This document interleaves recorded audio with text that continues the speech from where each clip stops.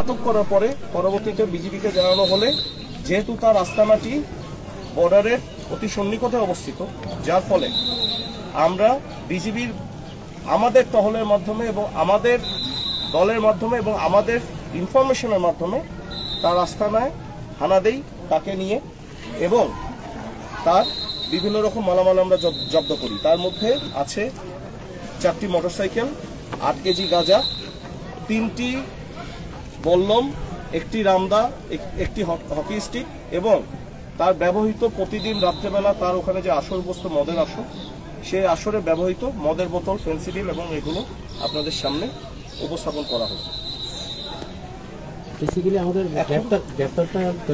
গ্রেপ্তার হবে সেনাবাহিনী থেকে। এখন আমাদের এই জিনিসগুলো আমাদের উদ্ধার করার দরকার ছিল, এগুলো আমরা উদ্ধার করেছি।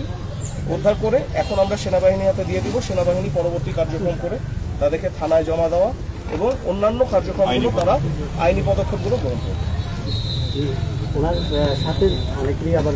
ওনার সাথে আছে প্রফেসর সাকিব। প্রফেসর সাকিবের সঙ্গে তার অ্যাসিস্ট্যান্ট, তার এখানে যে আছে যে আড্ডাটা আছে সেটার অ্যাসিস্ট্যান্ট জুনায়েদ মার্শাল গেল পাহারাদার, সঙ্গে হচ্ছে ইনি হচ্ছেন এখানে হচ্ছে কম্পিউটার দোকানের ব্যবসায়ী নয়ন।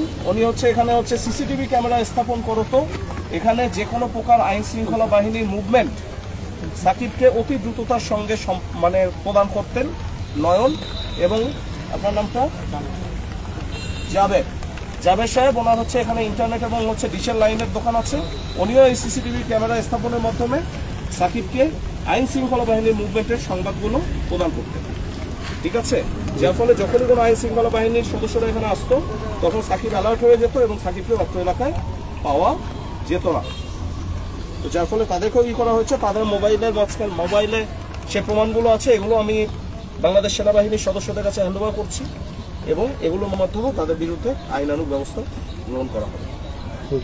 থ্যাংক ইউ ভেরি মাচ, ভালো থাকবেন।